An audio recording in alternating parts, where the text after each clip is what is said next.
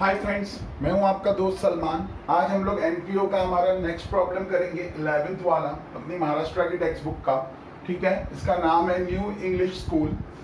ये फॉर्मेट अभी तक जो हम लोगों ने प्रॉब्लम्स किए थे ना, वो सिंपल प्रॉब्लम्स किए थे जिसके अंदर रिसिप्ट्स ऑफ पेमेंट गिवन था और डायरेक्टली एडजस्टमेंट्स थे। ठीक है, लास्ट ईयर की इंफॉर्मेशन हमको जो है वो एडजस्टमेंट्स के थ्रू मिल रही थी। ये वाला जो प्रॉब्लम है, प्रॉब्लम नंबर 11, इसके अंदर लास्ट ईयर की इंफॉर्मेशन के लिए बहुत ही सिस्टमेटिकली जो है वो पिछले साल का बैलेंस शीट दिया है। और ज़्यादातर देखा गया है कि एग्जाम में इस टाइप का ही क्वेश्चन पूछा जाता है जिसमें आपको बैलेंस शीट गिवन होता है और फिर आपको जो है वो सॉल्व करना होता है। तो जितने भी बगैर बैलेंस शीट के या सिंपल प्रॉब्लम्स थे जिसके अंदर सिर्फ पेमेंट और रिसिप्ट दिया था, वो मैंने सारे कवर कर लिए हैं। अब ये जो है ये थोड़ा सा डिफरेंट है प्रॉब्लम, तो इसको भी हम लोग जो है वो स्टार्ट करते हैं। तो ये 11th प्रॉब्लम है। एडजस्टमेंट में देखो बोल रहा है आउटस्टैंडिंग सैलरी 9000। ठीक है, और पेमेंट किया है हमने ऑलरेडी 90,000 का। सो टू सैलरीज 90,000 का पेमेंट किया है, इसमें ऐड कर देंगे आउटस्टैंडिंग 9,000, तो ये हो जाएगा टोटल 99,000। आउटस्टैंडिंग सैलरी है, सो आउटस्टैंडिंग सैलरीज 9,000। ठीक है, ये हो गया हमारा पहला एडजस्टमेंट। दूसरा एडजस्टमेंट है आउटस्टैंडिंग ट्यूशन फीस 15,000। अभी जो ट्यूशन फीस है, ऑब्वियसली हमारा स्कूल है तो हम ट्यूशन फीस जो है वो स्टूडेंट से हमारी इनकम है। तो आप देखो रिसिप्ट्स के अंदर ट्यूशन फीस के बारे में इंफॉर्मेशन दी है कि हमने 90,000 का ट्यूशन फीस का कलेक्शन किया है और लास्ट ईयर का कुछ भी आउटस्टैंडिंग नहीं था ट्यूशन फीस का। तो इसके अंदर हम लोग देख सकते हैं, जैसे हम लोग दूसरे प्रॉब्लम में बाय सब्सक्रिप्शन लिख रहे थे, अब यहाँ पर सब्सक्रिप्शन नहीं है, यहाँ पर जो है बाय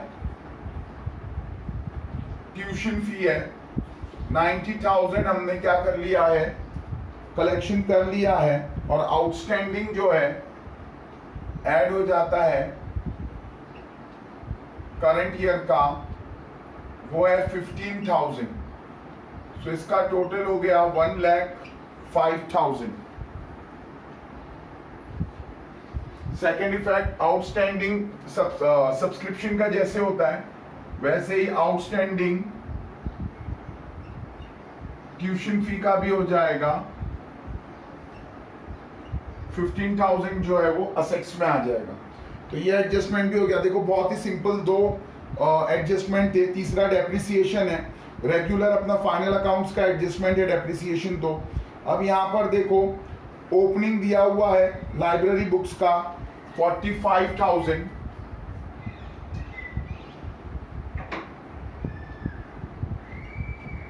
लाइब्रेरी बुक्स 45,000 का ओपनिंग है और पेमेंट्स कुछ किए हैं लाइब्रेरी बुक्स के लिए। हाँ, 14,000 का पेमेंट किया है, सेकेंड एंट्री है, तो इसमें ऐड कर देंगे परचेज 14,000, तो ये हो जाएगा 59,000। इसमें से लेस कर देंगे डेप्रिसिएशन। तो डेप्रिसिएशन के बारे में क्या बोल रहा है, डायरेक्टली अमाउंट गिवन है 9,000, तो 59,000 में से 9,000 डेप्रिशिएट कर देंगे तो बचेगा 50,000। डेप्रिसिएशन का सेकेंड इफेक्ट पीएनएल के डेबिट में आता है।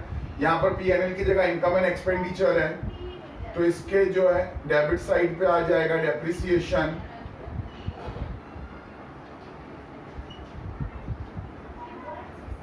Library books 9,000। इसके बाद जो है फर्नीचर 10,000, इसका भी अमाउंट डायरेक्टली गिवन है।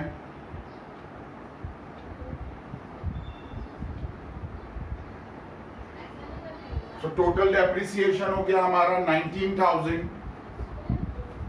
फर्नीचर अगेन पहला इफेक्ट दे देते हैं इसका, ओपनिंग 72,000 है और 50,000 का परचेज भी है।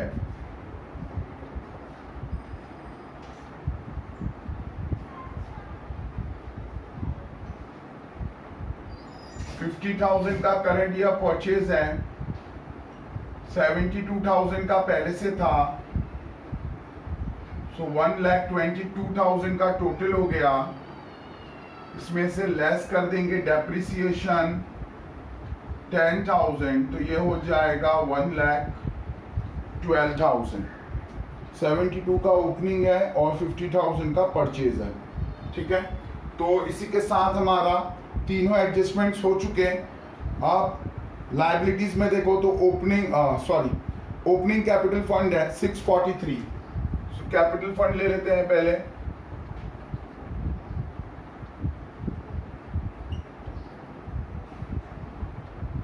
$6,43,000 जो लास्ट ईयर के बैलेंस शीट में दिया हुआ है कैपिटल फंड, वो एक्चुअल में हमारा ओपनिंग कैपिटल फंड है, ठीक है।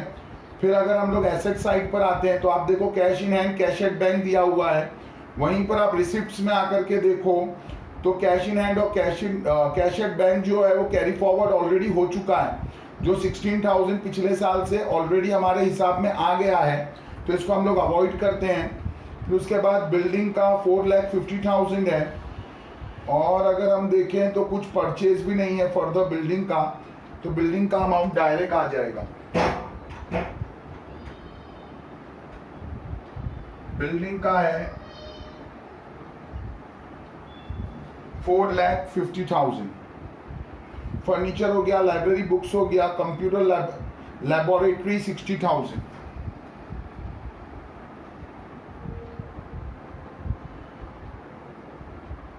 Computer lab 50,000, 60,000 sorry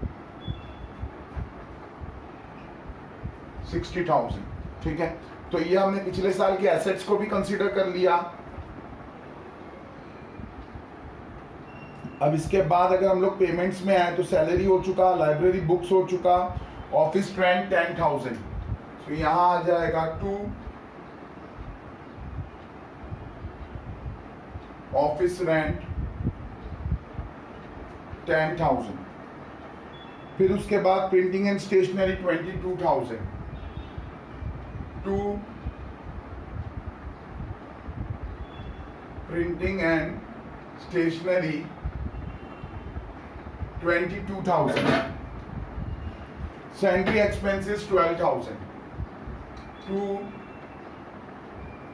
salary expenses 12,000।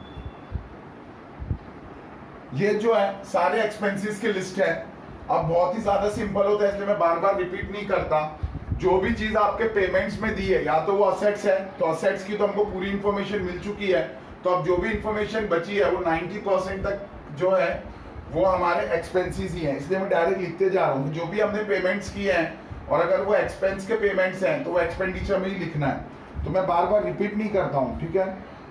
Insurance भी एक्सपेंस है 10,200, ये सब हमारे नॉर्मल फाइनल अकाउंट्स के ही एक्सपेंस है।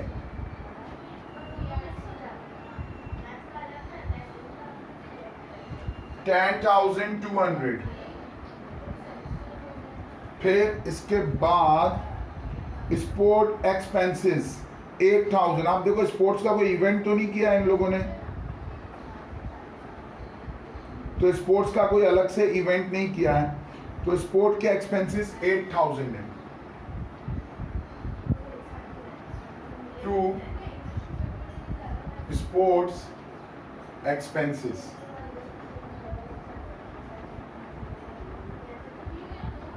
Annual gathering expenses 9,000।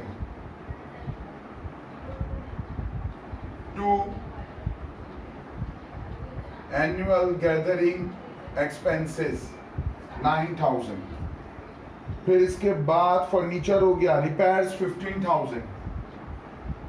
2 रिपेयर्स 15,000।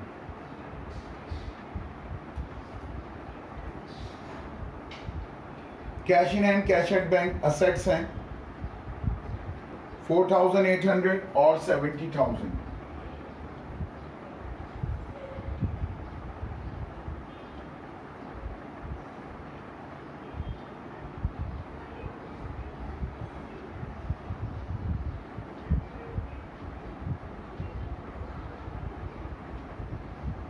इसके साथ पेमेंट साइड पूरा हो गया।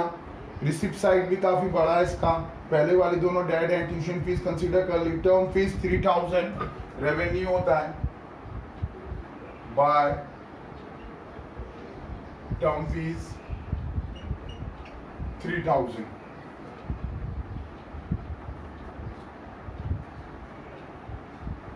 एडमिशन फीस 12,000 अगेन रेवेन्यू है।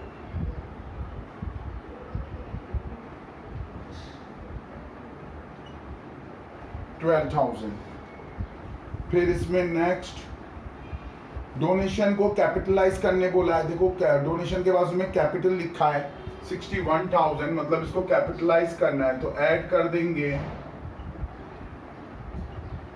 डोनेशन को 61,000। इंटरेस्ट रिसीव 2,000 इनकम है।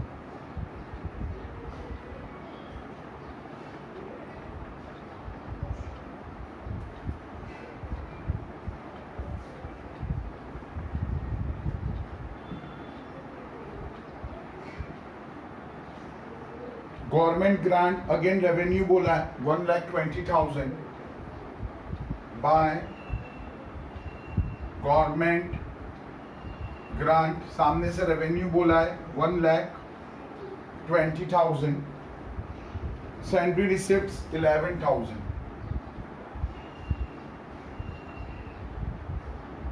By salary receipts.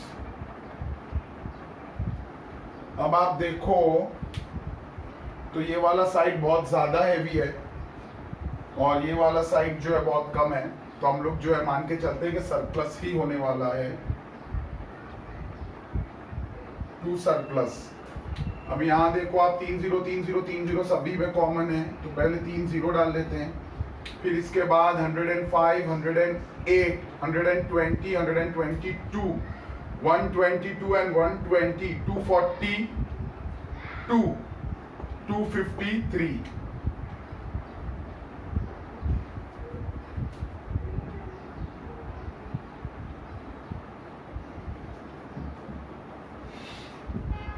अगेन 200 है, 800 डाल देंगे तो 1000 हो गया। 3 zeros 1 carry up 99 and 1 is 100 119 129 129 51 151 163 173 181 190 205।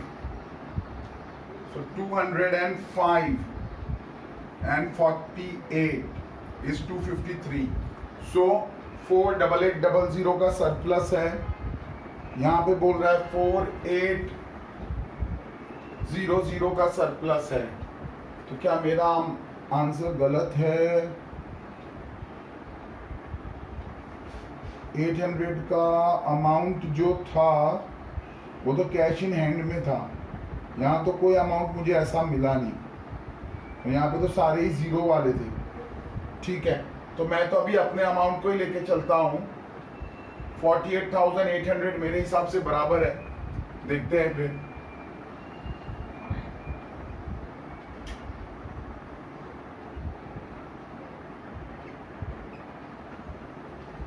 $48,800। अभी आप अगर यहाँ देखो तो 800 तो अलग ही मिल रहा है, मुझे लग रहा है मेरा आंसर जो है वो सही है, इनका आंसर गलत है। 800 तो मुझे अलग ही मिल गया, और 15 and 50 65 112 177 177 and 4 181 181 and 45 19 and 26 226 226 and 60 and 70। Okay, एक बार फिर से कर लेता हूँ। 800 हो गया, 5 and 2 7 7 and 11 नहीं सॉरी 5 and 2 7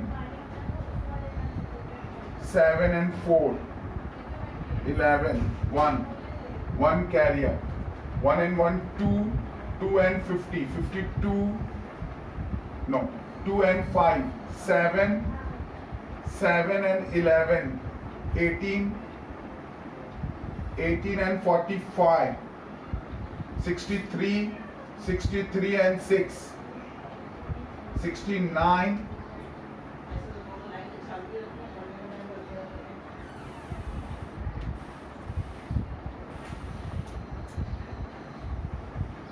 तो फिर गलत हो गया।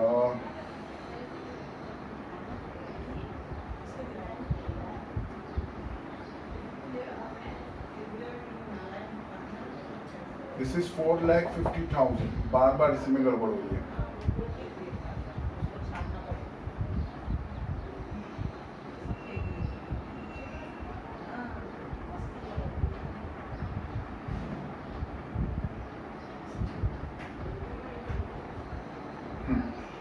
अब हो गया 800। फिर से काउंट करते हैं। 5, 0 and 2, 7, 7 and 4, 11। करेक्ट है। 1 carry up. 1 and 1, 2, 2 and 5, 7, 7 and 11, 18,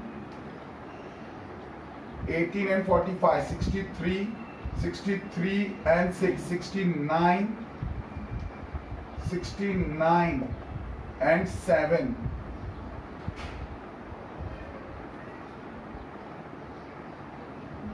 76, 450, 580, then 1,12,000 is also there. So ये 761,800, 761,800 करेक्ट है।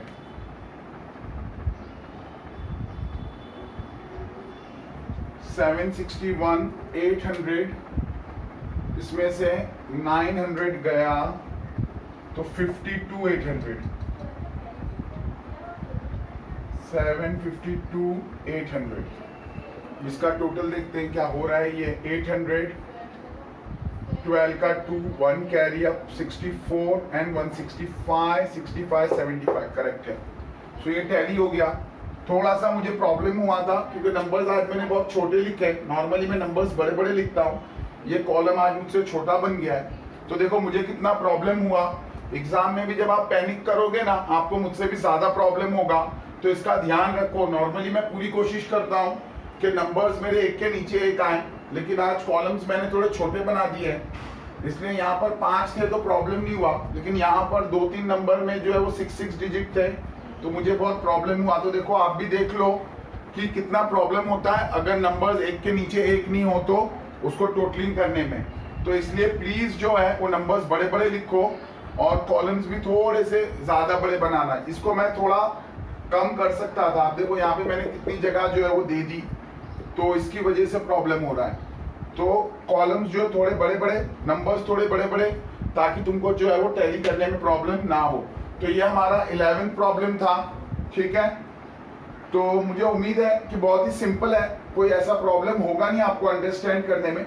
बट स्टिल आपको लगता है कि कोई प्रॉब्लम है तो आप कमेंट कर सकते हो। वीडियो पसंद आया तो आप उसको लाइक कर सकते हो, ठीक है। और रेगुलरली अगर हमारे लेक्चर्स चाहिए तो आप हमारे चैनल को सब्सक्राइब भी कर सकते हो, ठीक है। चलो, थैंक्स, बाय।